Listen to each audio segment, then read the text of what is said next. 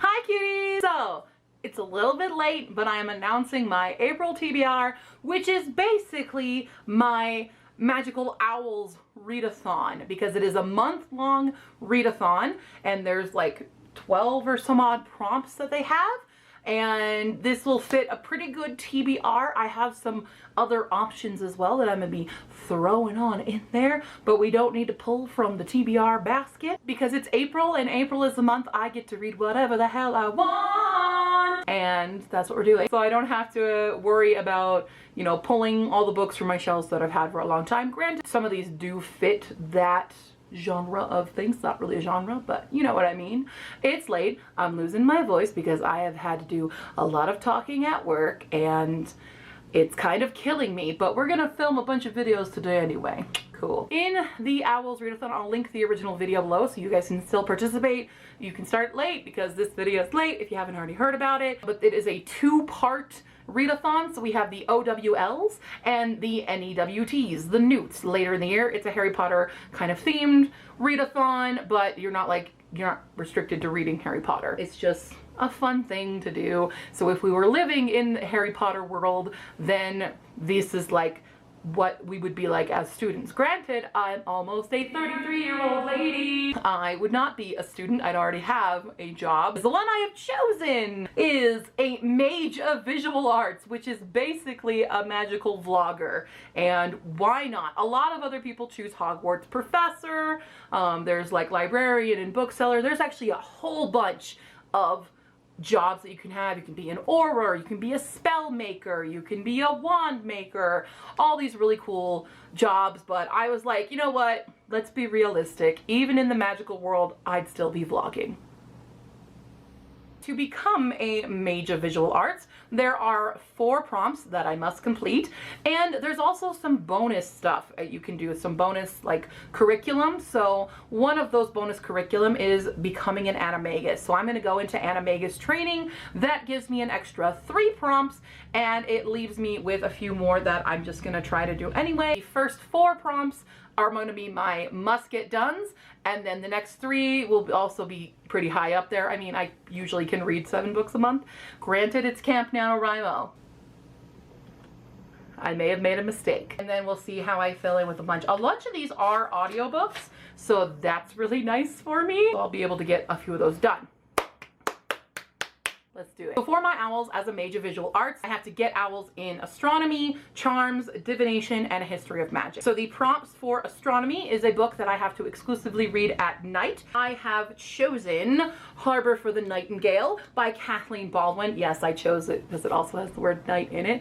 But it's one that I have been highly anticipating reading. I love the Strange House series. This is the 4th book in the series, and I am so excited to see Maya's journey and her whole trip into having her own historical spy lady love interest as well, because they all get love interest and it's great, and I love it so much. So I will just be reading this book just before bedtime basically for me, and there we go. I chose 2 backups for this as well, and that is These Witches Don't Burn by Isabel Sterling and The City in the Middle of the Night by Charlie J. Anders. I chose these 2 because they are on my top 2020 reads, and it's April and I've only read 1 of those so far, so we're doing this. So the next prompt for charms is to wear a book is to read a book with a white cover. I have 2 options for this, and that first one is The Bone Houses by Emily Lloyd Jones. This is the Owl Crate exclusive cover, which is white, and the actual cover is black, but it works for this one because it's white here.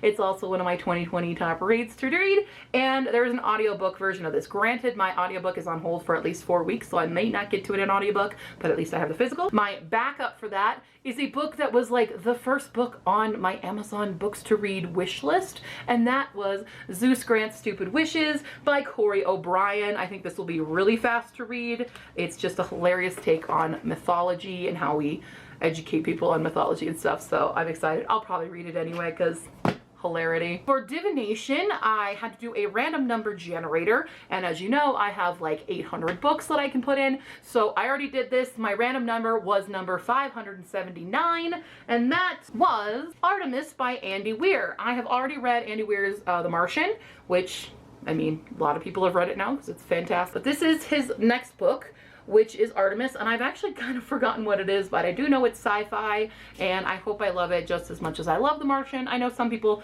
didn't, but we're gonna see. That one I don't have a backup. That's just gonna be Artemis. Then for history of magic, you have to read a book with a witch or wizard in it. I've actually already started listening to it on an audiobook, which I was debating not doing because I didn't listen to the first book on audiobook, but I'm gonna do it anyway. And that is Wayward Son by Rainbow Rowell. This is the second book from Carry On, and I'm already like really devastated by it just from the beginning, but I mean, that means it has to go up.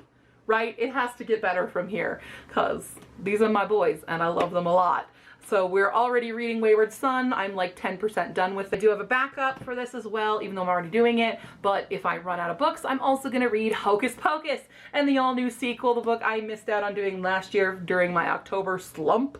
And this is what I'm going to be doing instead as well, or in addition to, but it's one that I really want to read. And even though it looks like a chonker, it's pretty big text and I think I would get through it pretty fast. That's my owls for being a mage of visual arts. For my animagus training, I have to do Arithmancy, which is a book outside of the normal genre that I read. So I have two options for this. I picked a book of poetry because I do not normally read poetry. I'm not a huge fan of poetry, but that is Voices by David Eliot. This is a Joan of Arc telling of poetry and her story. So I don't know, but it seems to be kind of popular and we'll see how much I like it. My other option is to do a graphic novel because I really don't read them that much, but now I live with my sister who is a comic artist and I have a wide library to them. But before that, I'd already picked up this one, and that is Pumpkinheads by Rainbow Rowell. This has gotten a lot of great reviews. I'm excited to read it,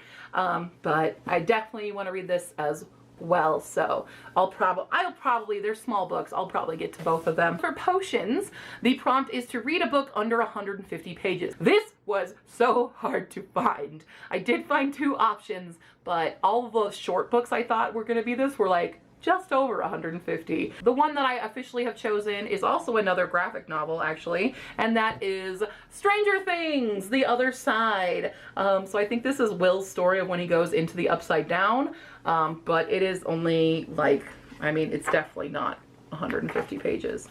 I don't think there are page numbers, but I think it's like 90 pages, so I'll read that in like one night. And my other option is to read Grimworld. I said that really weird. Grimworld by Avery Murray. This was actually gifted to me by a coworker, and it is only 142 pages, so it's just under the 150, but I'm pretty sure I could read this as well. The last owl I need for an animagus training is Transfiguration, and so this one I have to read a book with a shapeshifter in it. I don't know many books that I own have shapeshifters in them or not before I read them, but I'm fairly certain that A Curse So Dark and Lonely by Brigid Kemmerer is that, because it is a Beauty and the Beast retelling, so I'm pretty sure the prince shapeshifts in this. That's my pick for it. I don't know entirely, but the books that I have read, I can tell you the ones I've already read that have shapeshifting in them, but there's a bunch that I don't know. I do have a haul to do right here, and I think I may have a few more with shapeshifters in them. We'll see if I have any others, but this one's pretty thick, so it's like, I don't know, 400 some odd pages, 477 pages, so it's a big chunker. I don't have an audiobook for it, so this will be physically read, so I'll have to do that one. And then there are 5 more prompts that I've already chosen books for, and I might as well. One of them I'm definitely going to get to because it's already in my queue for Libby. The first one I have is Ancient Runes, and so they're studying the Heart Room, and that is a book with a heart on the cover, so I have chosen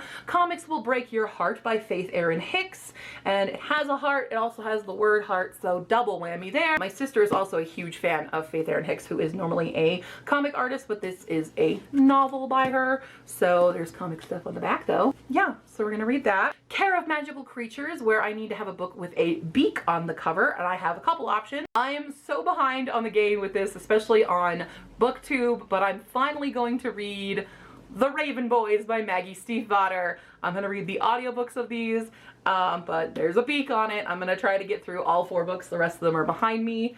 and read The Raven Cycle, so I can finally be part of the cool kid crowd and read this. The other option for me is to read Spin the Dawn by Elizabeth Lim. This is one of my 2020 reads that I want to get to, and I'm excited for this one. So we'll see if I get to that one. If not, I have other months that this can play too. Defense Against the Dark Arts, which is a book set on the sea or by the coast. So this is the one that I already have in my queue, and that is Daughter of the Pirate King by Trisha Leventhal. I also have Daughter of the Siren Queen, which is behind me. I can get both of these as audiobooks right now, so I'll probably already get an owl in Defense Against the Dark Arts, but there's that. And then we have Herbology, and that is to pick a book with a title that starts with the letter M. This was actually kind of hard for me to find, but I found one, and that is My Lady Jane by Cynthia Hand, Brody Ashton, and Jody Meadows.